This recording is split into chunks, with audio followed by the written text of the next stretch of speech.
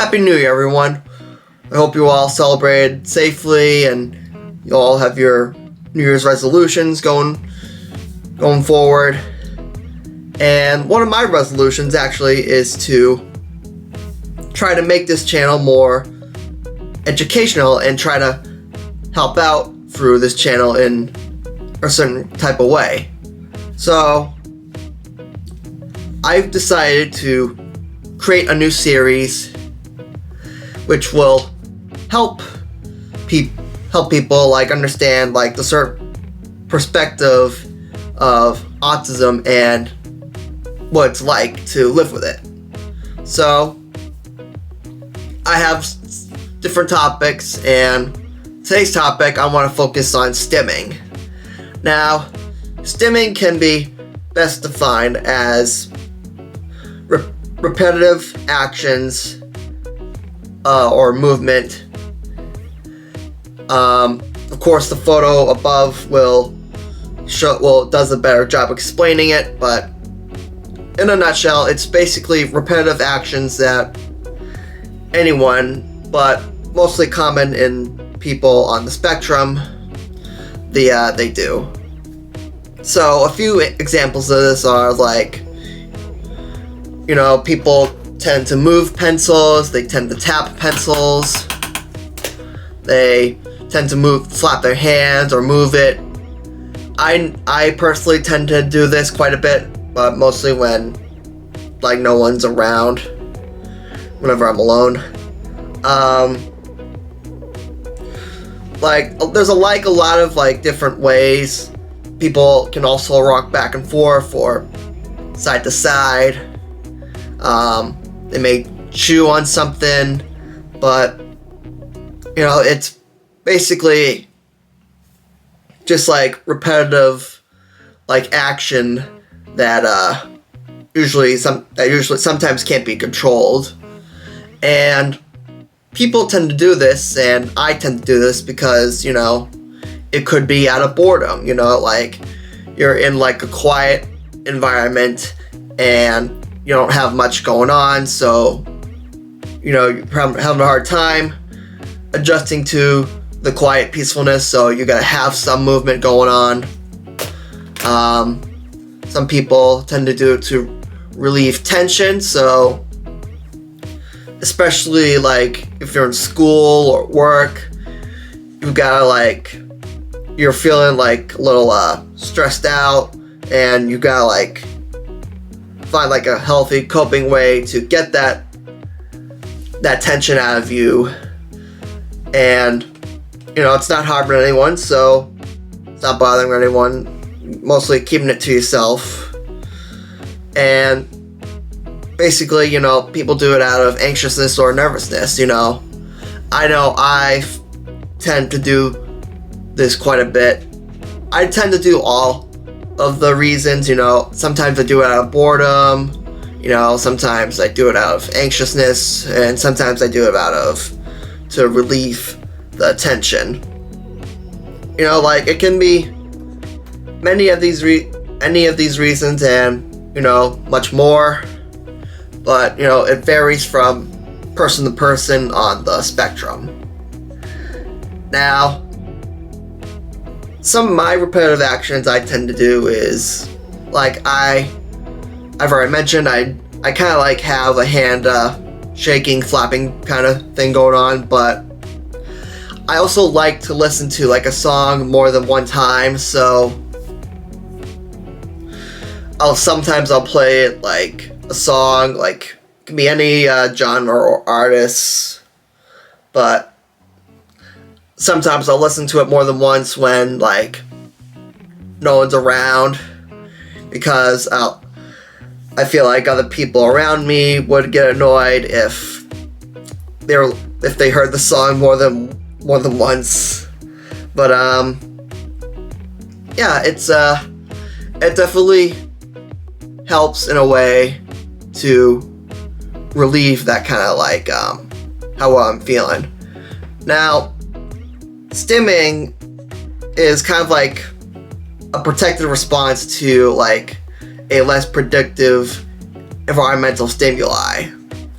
In other words, people do it because, it's, they're not worried about like the change.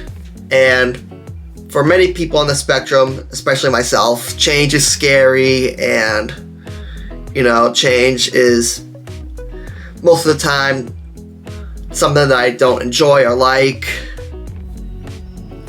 And a comforting thing I find in the listening to music is, when you're listening to music, you know what's coming, and you know what beats and notes, lyrics are coming up. It's a comforting thing to know, like expecting what's expected. And when people tend to do other stimming stuff, as like, sometimes they can crack their hands or their knuckles, or do something with the pencil.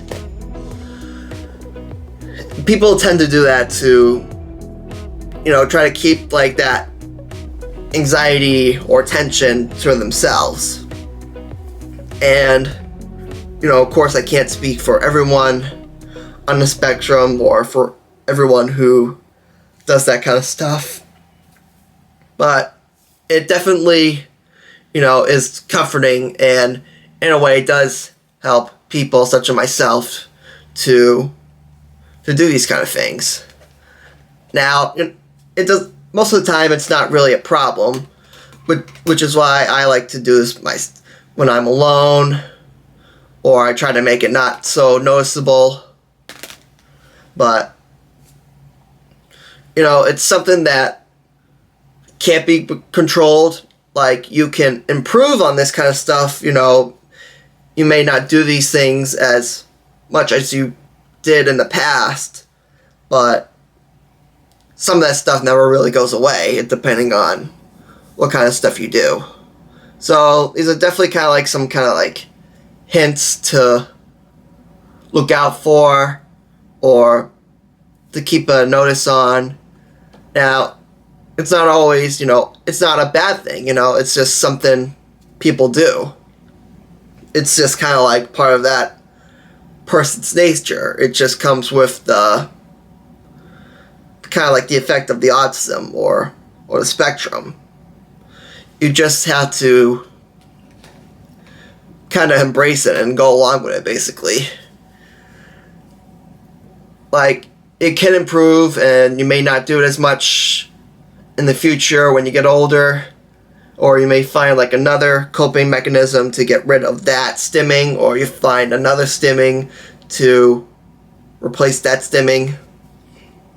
But it's just something that many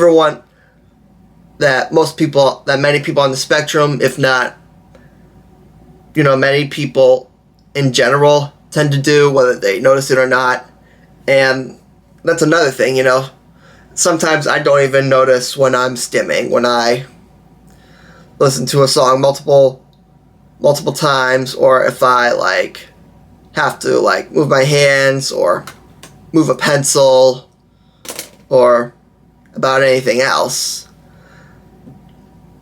I also kind of like had like a hair twirling kind of thing going on for a while when I was younger, and for me, I improved a lot, and it's not really noticeable anymore. Now I mostly do it more out of like anxiousness, because like back then, I did it more just out of like all the three. I did it to relieve the tension. I did it because I was bored, or I was just anxious with stuff. And you can always find a way to cope with it, whether it's you or the people around you. It's just something you may not control, and that's fine. That's just who you are as a person. But yeah, for me personally, these are some stuff that I do, and there are other things that qualify as stimming. But overall, it's it's not a bad thing. It's just something that people do, and it's just how people cope with something. So, until next time, I'll definitely have more stuff like this to go over in the future, and hopefully it helps you and educates other people, and hopefully it makes a difference.